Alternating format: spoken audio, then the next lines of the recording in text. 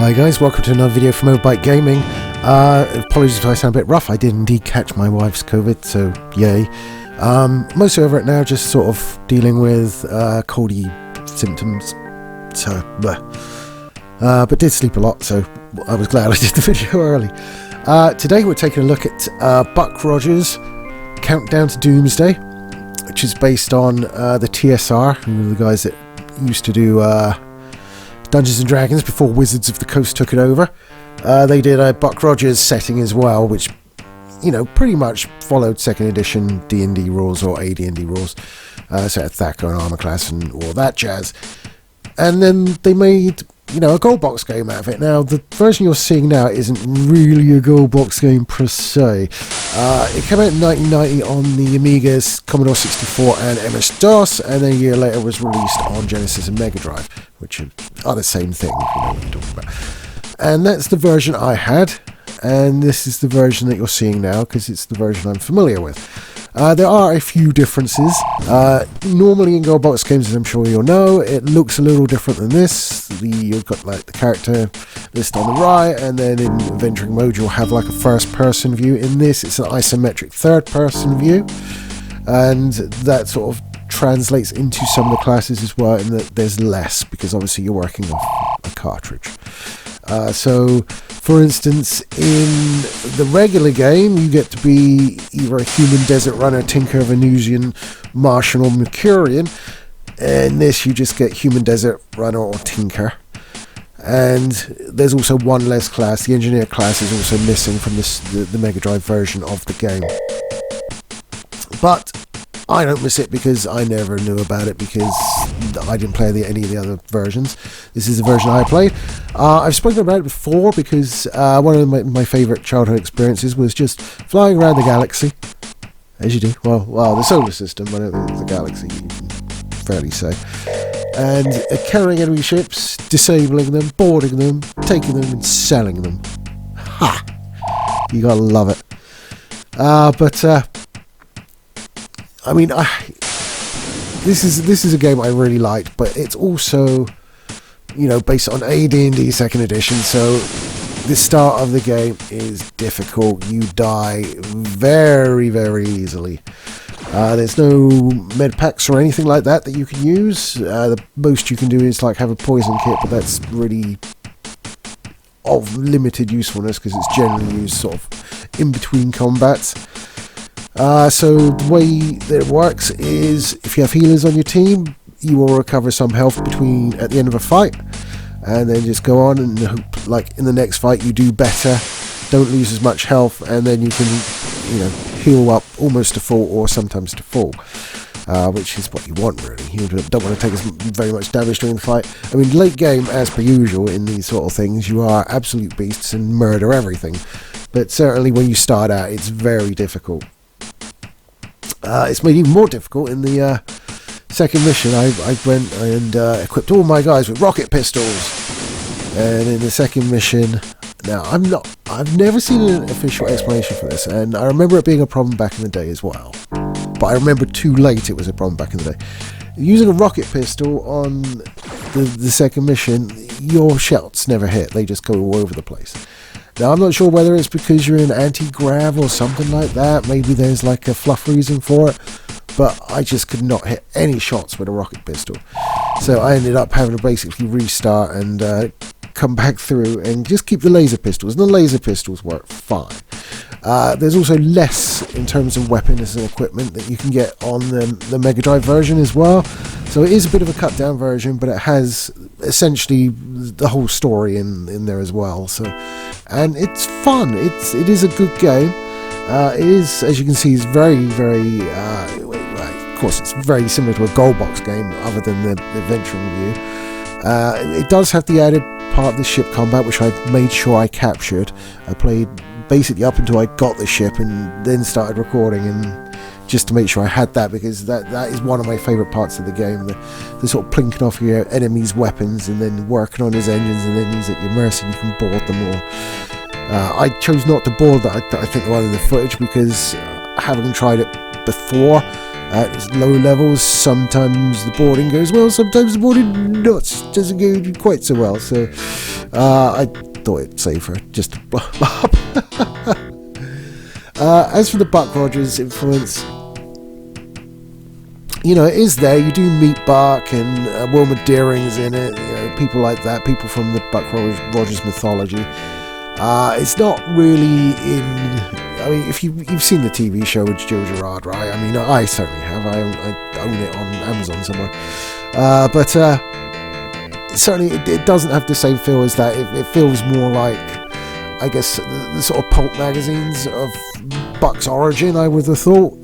I guess that's what the game was based on. As the game was based on that, this is based on that. So it's less disco cool sort of 60s vibe. It's not really that. It's more of a straight up sort of, I want to say Star Wars amalgam, but without Jedi. It's kind of that a little bit. But I mean, it's still good fun. It's playing it as a gold box game in a futuristic setting, which is pretty cool. There was a follow-up which I've never played, which I think is Matrix Cubed, something like that.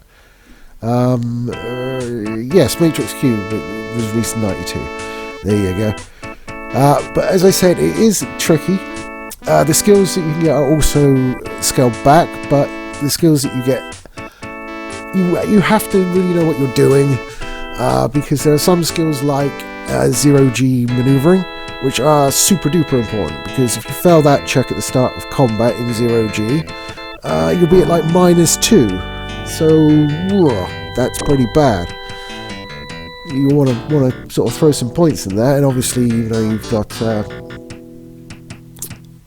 the ability to spec into different things like rocket repair. So between combat in spaceship, you will repair your rocket ship, and anybody with the applicable skills will sort of pitch in and get you closer to being back up to like full strength. You can go to an allied port where you can get repaired and resupply for 3, or if you just go to a regular port, you can repair and resupply, but you'll have to pay for it. Now, that's fine. It's to be expected, isn't it? It does a really good job of because like normally in a gold box game, you need like a huge journal with multiple entries in it, and it says, refer to journal entry 11 to see what this Knight of Slamnia says, or something like that, right? But this does a good job of not having that, because, I mean, although the instruction book that came with it was pretty thick, it wasn't like massive or anything. Obviously, had to fit into the Mega Drive case. I mean, it is one of the bigger sort of yellow tabbed cartridges that EA did. And, it saves on the cartridge. You can have up to 3 save games on it, so that's good. You're seeing it emulated here. I do have the box version though, so yeah, me. But I'm just going to be asked to, firstly, try and capture from an RF signal. Oh, sorry about that. Bloody COVID. And also, it was just far easier for me to emulate it, so I emulated it. It is a good game. It is actually surprisingly playable on a joypad. As you'd expect, there's a lot of the sort of menu entries and words are sort of respect as icons and stuff. To make it more console favourable, and yeah, they've done a good job. It plays like a gold box game, in the combat and everything, and it's a good one. Honestly, and as I say, you don't need the journal. It manages to put all the fluff on the screen that you need. So I think they did a really good job importing it. And to be honest, this is the version that I've always played. I might try another version, but it just wouldn't be the same for me. Seeing my little space astronaut guy running around versus the first person thing, it just doesn't tick the same sort of nostalgia tick box that the Mega Drive version does for me, because this was my jam when I was growing up. I super enjoyed it. Just going through. I mean, the one perhaps problem that you could accuse it of is it takes a while for you to get the opportunity to grind. which is so weak it's like any fight could kill you, right? And in a lot of missions you don't have access to a regular sort of way to heal yourself, because it's either like just the healing after the fights. When you're of low level, you've usually taken a lot of damage, so you don't heal up to max after a fight usually. And the only other way to do it is to find a med bay, or go back to your ship, and then your auto dock takes care of you on the ship, and you can med bay, you can just heal everybody. But if the area you're in doesn't have a med bay and you're cut off from your ship, you know, it doesn't really encourage grinding. You kind of want to avoid fights more than anything else. Later on, when you've got free access to your ship and you've got like a little hover skimmer thing for overland travel, and you can just go around, pick up random encounters and grind that way, that's fine. But certainly in the early game, you don't get the opportunity to do that. So if you're trying to like out level shit, it's going to be a while before you can actually do that. You can go around and just fight other ships. The ship combat, unless you're taking on something significantly bigger than you, is pretty easy. Generally the AI won't consolidate its attacks. Like, you can go in and you can like just try and pick off all its weapons, whereas the AI will be like spreading its shots all over your systems, which can be good and can be bad, because obviously you know it sometimes gets lucky, put it that way. But certainly the ship combat's quite easy, but you don't get very much for destroying like a low level ship. You get like 50 XP, and I think it's like 1,000 per level or something like that. So it's not great for grinding. It's better if you can board and fight your way up, but you have the same issue that I mentioned previously, where you're so fragile in the early game, especially if you're like a tinker medic. They can have like 11 hit points, which, you know, isn't bad when you look at a level 1 AD&D character. Like, welcome to my mage where I rolled 1 of my 1d4 hit dice. But it certainly doesn't help when like someone shoots you 4 times in a row with a rocket pistol, put it that way. It doesn't last long. You can go down pretty easy. And a lot of the time, certainly a lot of your characters aren't very good with weapons. The only class that can specialise in weapon is the warrior class, and they basically at the start of the game pick a weapon, and then you can put points in the specialisation with it, and they obviously make them themselves. You won't see too much of a difference at first, but as you hit higher levels of it, it really does sort of jack up their ability with that weapon. So yeah, there's a lot of missing in the early games with that sort of shit. Even melee stuff, there are melee weapons, you get different kinds of swords, stuff like that. At the end of the game, it becomes a little bit easier because you get stuff like rocket launchers, where obviously it's less important to be accurate because you're covering a huge area, so you just give it to somebody who can't really shoot very well, and he just pops a missile into the middle of a group of bad guys and damages a ton of them. It's like Fireball, sort of, when you used to mages in Goldbox games, that sort of thing. So yeah, I mean, it's Buck Rogers, not as you might expect from the series, but certainly what is faithful to the game as far as I understand. I never played the game. I played a lot of the earlier TSR games, but not Buck Rogers. I did have a board game, which was I can't remember, but it was basically the board represented like the solar system, and you can move ships around it, and like you had like troops, and then you had like genetically altered troops and fighters and all sorts of shit that you can move around, and it took ages, but it was a good game. And yeah, I think you had like 3-4 different colours representing different factions. So yeah, I mean, that was fun. I can't remember the name of it. That's going to annoy me. It was huge, and it came with a lot of shit, so it was money well spent. But yeah, I mean, I played like Gamma World. I think I've still got that somewhere. Things like that. So I played like some early TSR stuff along with D&D, but never Buck Rogers. So, but from what I've read, it's fairly faithful to the pen and paper game.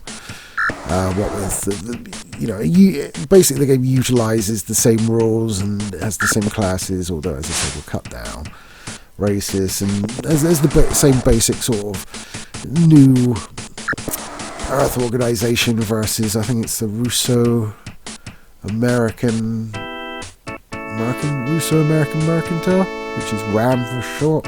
We're like the militaristic dictatorial guys who want to rule, and then you want to like operating your bases on Earth. Which is quite interesting, really, because it's not like the Earth Protectorate, which I think was what it was called in the show, where they were basically, yeah, this is Earth, we have a big shield, fuck off. No, they're like having to hide on Earth because RAM is just so dominant. So it's very much sort of a resistance tale rather than sort of like, oh, I am a mighty faction, you are a mighty faction, and we have this uneasy standoff. No, it's more like, yeah, we're having to sneak out and do some shit and then run away and hide, basically. So it's cool, and obviously, RAM are the antagonists of the game, and are building super weapons to destroy Earth and root you out entirely, and it's your job to stop them, being like 6 characters that have just joined. That's obviously the people you want on the mission, rather than Buck and Wilma or something like that. But but there you go. One thing, I have seen a few other YouTubers make this mistake. You can just create a character and go. Do not do that. Create all 6. Don't be a dickhead. Create all 6, otherwise you're just going to get smashed like within seconds. It's pointless. I know the game should really do a better job of intimating that you should be going out with a full party, but if you can create one and just go, it's like, well, you should probably stop me or at least warn me. I mean, the card does come with a pre-generated party, which is the one that you're seeing in the footage, because the one I created was doing okay, and as I said, I took rocket pistols on a job and had to resort to slapping alien creatures with my fists, so yeah, that went about as well as you could expect, really. So I restarted with the pre-generated party it gives you and worked my way back through, and it's fine. I mean, I think probably it's better than one I came up with, because I kind of I only had 1 medic and I had 3 warriors, because I figured more damage. But you do get a lot more healing out of the 2 medics that the pre-gen gives you, so maybe it's better. I don't know. Anyway, that's been me talking about Buck Rogers' Countdown to Doomsday. I believe it's available on GOG if you'd like to purchase it. If not, then it's a Mega Drive game. I'm sure you can work out a way of playing it, right? Take it easy, guys, and I'll catch you next time.